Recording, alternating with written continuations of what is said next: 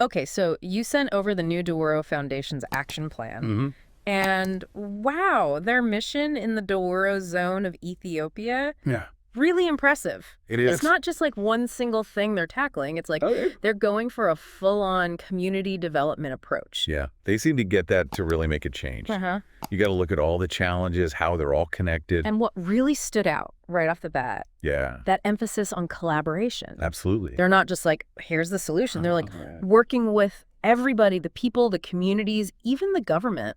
That's so different from, the old way of doing aid. Right, like top down. Exactly. The NDF, they're more like facilitators, working with the community, building on what's already there, but also bringing in new stuff. Makes you think, maybe this grassroots thing? Yeah. I mean, that's what really makes a difference in the long run. It could be. Definitely potential there. When people feel like it's theirs, they're part of it, Oh, for sure. they'll put in the work to make it succeed.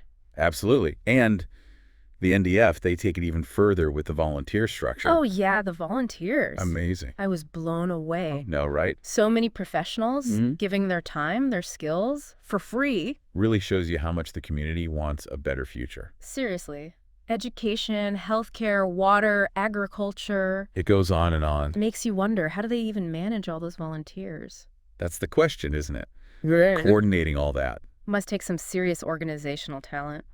Well, from what I read, it sounds pretty democratic. Okay. A board, an executive team, they figure out what the community really needs. Then they decide where the resources go.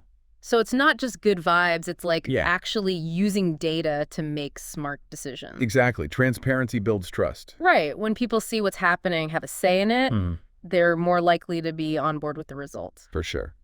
All right, so collaborative approach, check. Volunteers, check. Let's get into the nitty-gritty. The actual work on the ground. What are they actually doing? So their action plan, it lays out 6 focus areas. Okay, hit me. Education and training, healthcare, water, agriculture, elderly support, and media. Wow. Okay, That's a lot. it really is a holistic vision. Very much so. Let's start with education and training. Okay. They've got some interesting things happening there. One that caught my eye, the Teachers' Day Initiative. Oh, yeah, I saw that. It's not just about, giving teachers training or stuff. They're trying to make being a teacher Right. more respected in the community. Makes sense, right? Yeah, You want good education, you got to value the teachers. exactly. And they're thinking long-term, helping orphans, vulnerable kids get an education, Yeah. trying to lower those dropout rates, even setting up public libraries. They're not just patching things up. Yep. They're building something solid for the future. Exactly. And speaking of building, their approach to healthcare, equally impressive. Oh, yeah, healthcare. Some tough challenges there. For sure. HIV, AIDS, reproductive health, substance abuse. Not easy topics. Definitely not, especially in some communities. Yeah, more traditional places. Exactly. But the NDF, they're not shying away. Oh. Using data to find those who need help the most. Uh-huh. And they're not just reacting, they're proactive about it. Okay. Preventing disease, educating people. It's like they're saying, we're going to face this head on Right. and we're going to do it together. That's the spirit. Really inspiring stuff. It is, and you see that same spirit in the other areas too. Water, agriculture, improving those irrigation systems, promoting sustainable farming, even teaching people how to raise livestock properly. So it's not just, here's some food. It's like, here's how to grow your own food. Exactly, and build a system that can handle the tough times. Exactly. Like a ripple effect. Yes. One thing improves, other things improve too. Absolutely, and speaking of ripples, Yeah. can't forget about their plans for media. Oh, the media platforms. That could be a game changer for the Dawuro Zone. Seriously. I can already imagine it. Yeah. Local news, educational shows, even just entertainment, all made for them, by them. It's a big goal, It is but if they can do it, it could change everything. how people get information, how they connect with each other. Huge potential there. Okay, so part 1 of our deep dive, New Dawuro Foundation. Yeah. We've covered their mission, how they work together, their dedication to helping the community. Lots of different initiatives. But this is just the beginning, folks. Oh, yeah. In part 2, we're going even deeper, We are. looking at specific projects, figuring out what makes them so successful. Stay tuned. It's going to be good. It is. It's just amazing how the New Dawuro Foundation's tying all these different things together. It is. To build a better, stronger community. Yeah. Their work with agriculture. Oh, yeah. Really caught my attention. Me too. The plan talks about, like, teaching people to use water more efficiently. Right, and how to manage their land better. Exactly. Practical stuff. Stuff that actually makes a difference in their day-to-day lives. And when you think about it, yeah, those skills contribute to something much bigger. Food security for the whole zone. It's not just about getting by. No. It's about thriving. Exactly, and that brings us back to education. Right, like they're supporting students from the very beginning. All the way through. To higher education. It's a foundation. It is, and it's not just academics, right? Oh, no. Reading skills, sports. They're even starting a football club. I saw that. I love that. It's brilliant. It is. Builds community, you know? Oh, yeah. Sports can teach you so much. Teamwork. Discipline. Belonging. Exactly. Imagine the impact. I know. A community football club. In the Dawuro Zone. It could change lives. Give them a healthy way to spend their time. Yeah. Make friends. Learn values that'll help them their whole lives. Okay, let's switch gears a bit. All right. Their work with the elderly. Yes. Really resonated with me. Me too. Making life better for them, creating care facilities. It's so important. It is. As the world gets older, yeah, we got to take care of our elders. Make sure they're okay. It's a good reminder. That development isn't just about the future. Right. It's about everyone. Exactly. Taking care of all generations. And speaking of connecting generations, those media platforms. Oh, yeah, that's going to be huge. I can see it now. Tell me. Local news, educational shows, maybe even like storytelling. Oh, yeah. Passing on their history and culture. It's about giving them a voice. Yes. So important. A platform to share their stories. Not just within the community, but with the whole world. Exactly. So this NDF approach, what makes it different? Yeah. What are they doing that others aren't? I think it's that they really understand the Dawuro Zone. They're not just imposing solutions. Yeah. They get how things work there. They respect the traditions. Exactly. And they're working with the community. Not dictating to them. That's the key. Like partners. Yeah, they know that real change comes from within. And they're using the community's biggest strength. Which is? The people. Of course. That volunteer network. Incredible. It shows you how much people want to contribute. It's not just about money. No. It's about giving people ownership. Making them feel empowered. The NDF gets that. Yeah. They're not just giving handouts. It's a hand up. Okay, so we talked about their mission. Yeah. Their way of doing things. All the great works they're doing. But we need to zoom out a bit. Okay. What about the Dawuro Zone itself? The context. Yeah. What's it like there? Right. The Dawuro Zone, it's in Ethiopia. Okay. Part of the southern nations, nationalities, and peoples region. In Ethiopia, it faces a lot of challenges. Yeah. It does. Poverty, lack of basic services, infrastructure problems. So the NDF is working in a tough environment. Very tough. Which makes their work even more meaningful. Absolutely. They're not dealing with theories.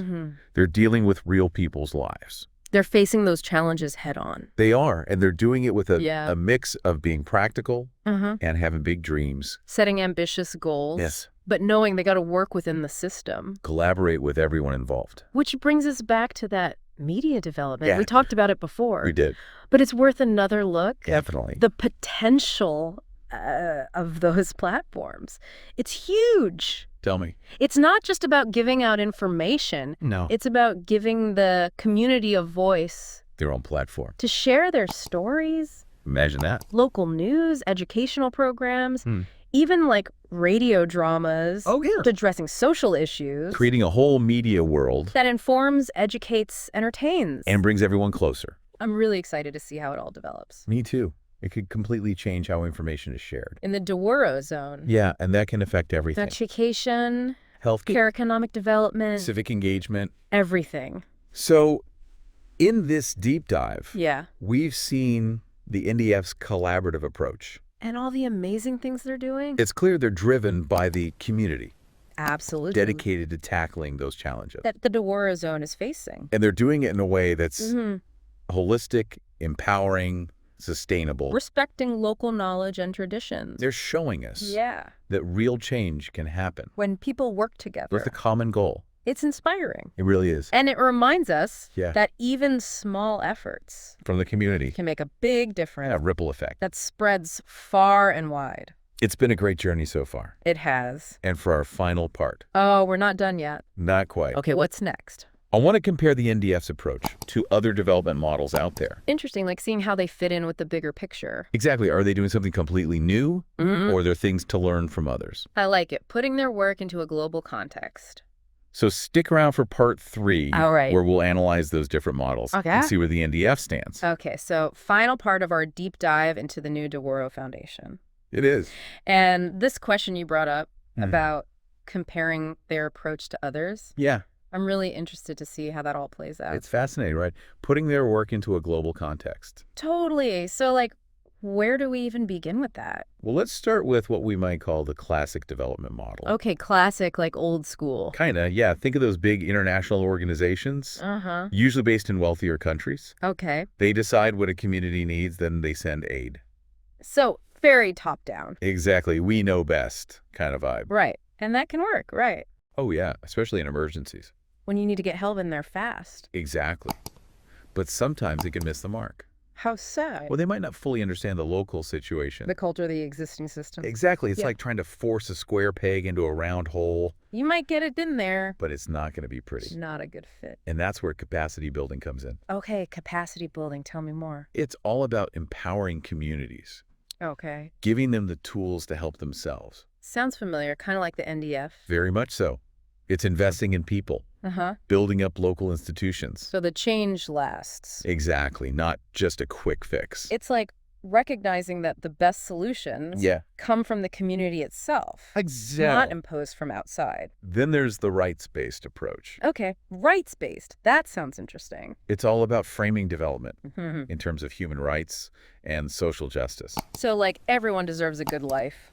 Exactly. Healthcare, education, a decent standard of living. It's not a privilege, it's a right. Exactly. It shifts the focus from charity to empowerment.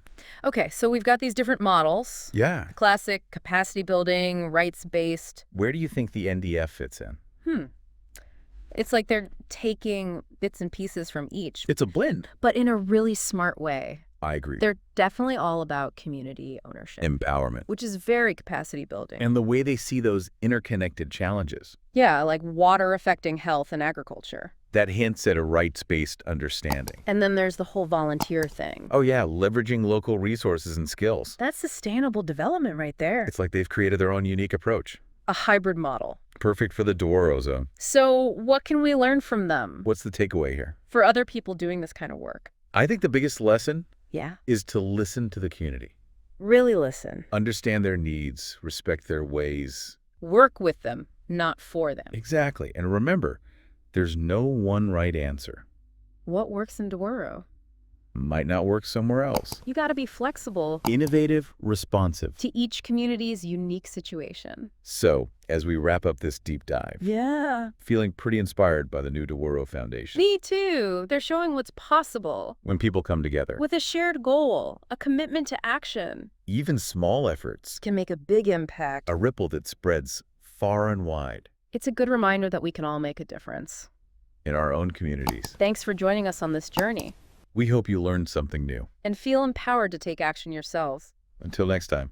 Keep diving deep.